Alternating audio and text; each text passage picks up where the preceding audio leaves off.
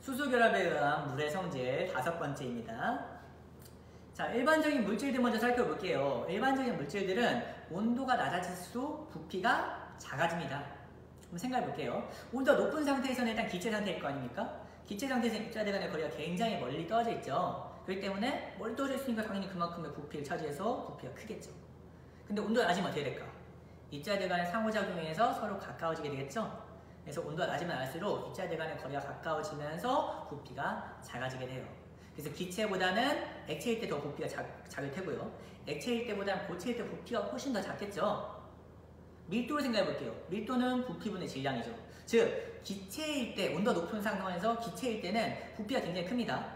근데 온도 낮추면은 입자들의 거리가 가까워지면서 부피가 작아져요. 근데 질량은 어때? 변하지 않죠? 뭐 기체가 액체 된다고 질량 변하는 건 아니잖아. 그치? 즉 질량은 그대로인데 부피만 작아지니까 밀도는 커지게 된다.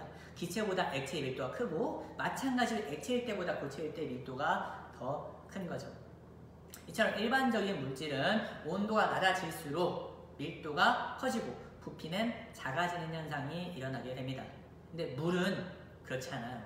그래서 지금 여기 나와 있는 거잖아. 물은 수소결합에 의해서 굉장히 특이한 기현상이 일어나는데요.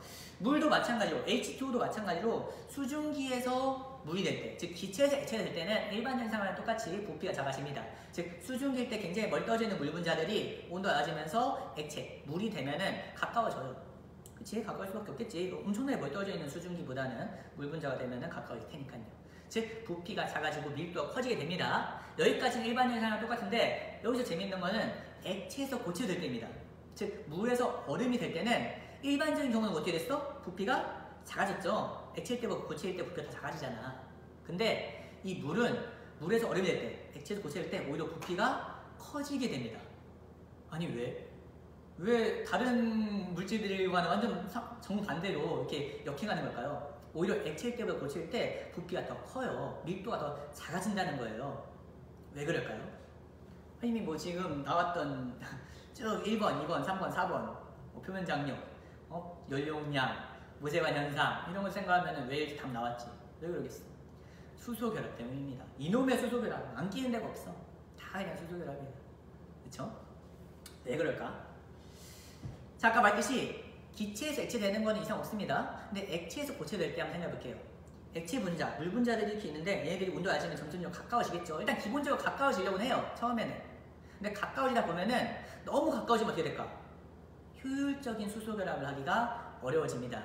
수소결합은 H2O에서 탄소 원자와 또 다른 분자의 수소 원자 간의 정기적인 상호작용인데요. 이들 간의 수소결합을 하려면은 그냥 막무가내로 가까워진다고 해서 수소결합을 할 수 있는 게 아니야. 막무가내로 가까워지면은 막 겹쳐버리거나 산소와 산소가 붙어버리거나 할 수 있는 거잖아.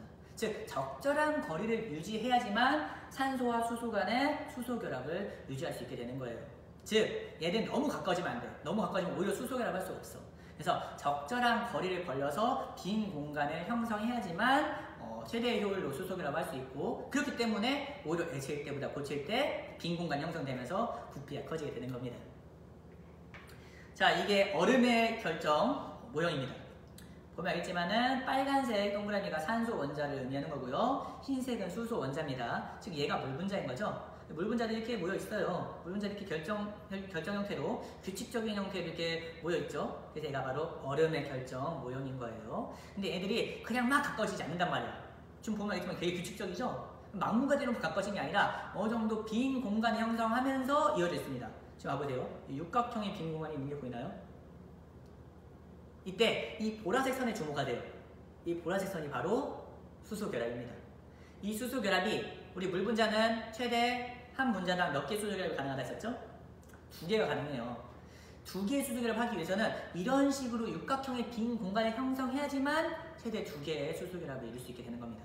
만약 이거랑 이렇게 빈 공간 없이 막 모이게 되면 어떻게 돼? 그러면 2개 수소결합 할 수 없이 뭐 그냥 한쪽만 수소결합 해가지고 하나밖에 못 한다든지 이런 식으로 엉망이 된다는 거예요.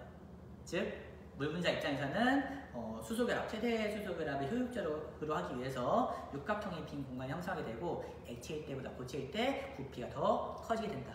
부피가 커지면 밀도가 작아져서 더 가벼워진다. 이게 바로 물의 수소결합에 의한 특이한 성질 중에 하나입니다. 이를 통해 이걸로 인해서 일어나는 일상생활 속의 예시 굉장히 흔하죠. 예를 들어서 물에다가 얼음을 넣습니다. 물 마시면서 차갑게 마시려고 얼음 넣었어. 그럼 어떻게 돼? 얼음이 가라앉나요? 아니면 뜨나요? 얼음은 뜨죠. 가라앉지 않아요. 일반적인 물질은 그렇지 않아요. 일반적인 물질은 그 물질을 얼린 고체를 놔두면은 고체가 오히려 가라앉습니다. 왜냐? 고체가 더 무거우니까, 밀도가 더 크니까.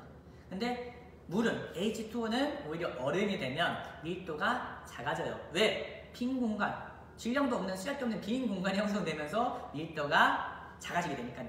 그래서 물 위에 얼음이 뜨는 현상이 바로 수소결합에 의한 현상인 거죠. 마찬가지 똑같은 원리로 연못이 겨울철에 얼니다. 굉장히 추운 영하 온도 떠지면은 연못이 얼 수 있죠. 그렇다고 해서 연못에 사는 물고기들이 전부 다 얼어 죽는 게 아닙니다. 왜 그러냐? 연못에 있는 물이 전부 다 얼는 게 아니고요. 연못의 표면부터 얼기 시작해요. 왜? 얼다는 것은 얼음이 된다는 건데 얼음은 밀도가 어때? 물보다 작아. 그래서 위쪽부터 얼어요. 아래쪽은 얼지 않는다는 거야. 왜? 위쪽이 어는 순간 더 이상 열이 빠져나가는 것, 연못에 있는 열이 빠져나가서 어는 것을 막아줘요. 그래서 위쪽만 얼게 되고 아래쪽은 액체 상태로 유지되기 때문에 물고기들이 겨울철에도 살아남을 수 있는 거죠. 이것도 마찬가지로 물의 수소결합에 의한 현상인 겁니다. 그거 말고도 뭐 겨울철에 파이프에 물이 흐르고 있는데 겨울철 되면 물이 얼 수 있죠. 물이 얼면은 파이프가 파괴될 수가 있습니다. 왜? 거기 가득 채고 있던 물이 얼면서 부피가 더 커지게 되니까. 왜 커져? 수소결합에서 빈 공간이 형성된단 말이에요. 최대 효율적인 수소결합을 위해서 육각형의 빈 공간이 형성되는 과정 속에서 부피가 커지고 파이프가 터질 수가 있다. 이런 것도 수소결합에 의한 현상인 거죠. 유인물을 한번 읽어보면서 정리해 볼게요. 페이지 3쪽에 5번째 별, 즉 페이지 3쪽에서는 2번째 별인 거죠. 물은 얼음으로 될 때 물 분자 한 개가 4개의 다른 물 분자와 수소결합을 하면서 산화체 구조를 이루게 된다. 아래 그림 참고하시면 되겠습니다.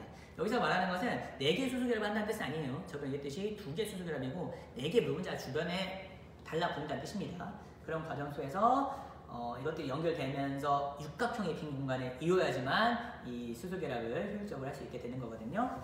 빈 공간이 생겨서 부피가 증가하게 된다. 일반적인 다른 물질은 그렇지 않습니다. 그냥 작아져요. 기체일 때는 이랬는데 액체일 때는 이러고 액체보다는 고체일 때 작아지고.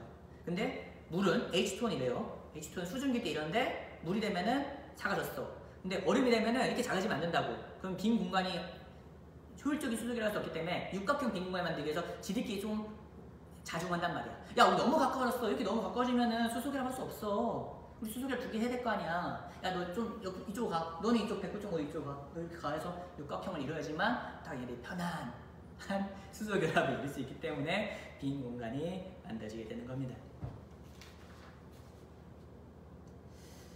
그래서 여기 모형도 사진으로 나와 있죠. 이런 식으로 물 분자 수소결합에서 빈 공간이 생기고 부피가 커지게 된다.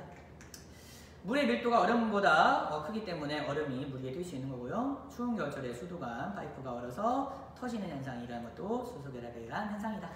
밑에 당구장 그래프 한번 참고해 볼게요. 이건 시험에 굉장히 잘 나오는 그래프입니다. 작년 선생님이 기출문제로 냈었고요. 수능에서도 굉장히 잘 나오는 유형이죠. 수능 특강에도 있을 겁니다. 그래서 온도에 따라서 물과 얼음의 밀도 변화를 나타내는 그래프인데요. 밀도, X축은 온도고요. Y축은 밀도입니다. 이 그래프 한번 좀 해석해 볼게요. 이 그래프는 어떻게 해석하든 상관없는데 선생님은 오른쪽에서 왼쪽, 즉 온도가 높은 지점에서 온도가 낮아지는 지점으로 한번 해석해 볼게요.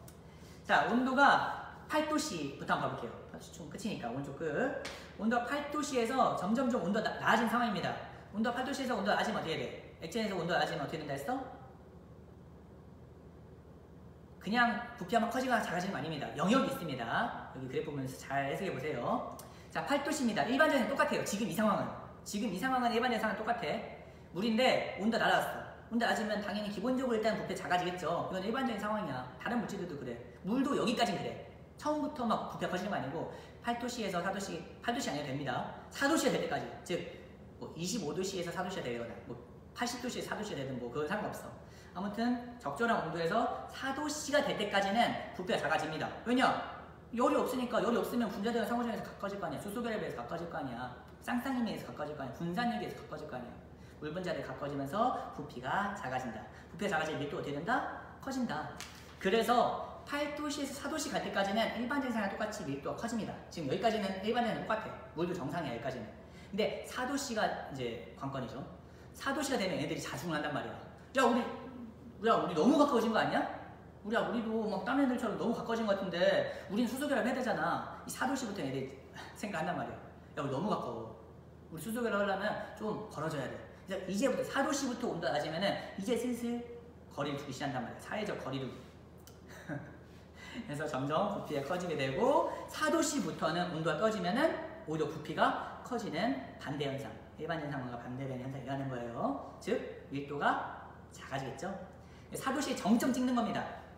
원래 온도가 높은 지점에서 4도씨가 될 때까지는 부피가 작아져. 일반적인 똑같이 부피 작아지면 밀도 커지죠. 밀도 커지다가 4도씨가 되면 애들이 이제 생각한단 말이야. 야, 우리 너무 가까워졌어. 좀 멀어지자. 그래서 이제부터 멀어지면 밀도가 작아지지. 즉 4도씨 최절정 가장 높은 지점 찍고요. 그 다음부터 밀도가 다시 낮아지기 시작하는 거예요.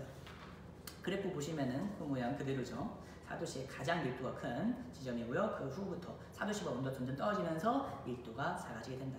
왜냐? 수소결합 형성해야 되니까. 최대 효율의 수소결합 형성을 위해서 사회적 거리두기, 분자적 거리두기를 형성하기 때문입니다. 그러다 0도씨가 되면은 이제서는 진짜 어려움이 되는 거야. 아까 이제 준비운동, 4도씨부터는 준비운동이거든. 야, 이제 우리 좀 거리 벌리자 하다가 0도씨 되면 이제 짜잔 이거 이러면서 완벽한 육각형 빈 공간, 큰 빈 공간 형성하면서 폭풍 밀도 감소, 폭풍 부피 증가, 부피가 팍 증가하는 거죠. 그러면서 밀도가 엄청나게 팍 줄어들게 되고요. 그래프 보시면은 팍 주는 거 보이죠? 그 다음 여기서도 이제 또 재밌는 게 이제 0도씨가 온도 더 낮췄어.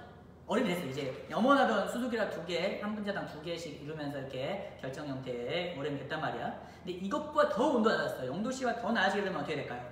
이제 이 육각형 크기 자체가 작아지면서 또 가까워지겠지. 온도 낮아서 또 가까워지니까. 얘 자체가 이렇게 힘 줄고 있는데 더 작아지면서 부피가 작아지게 되고 밀도는 조금씩 커지게 됩니다. 이것도 일반 현상이랑 똑같죠. 다른 물질들도 곳에서 온도 낮으면은 밀도가 커지게 되거든요.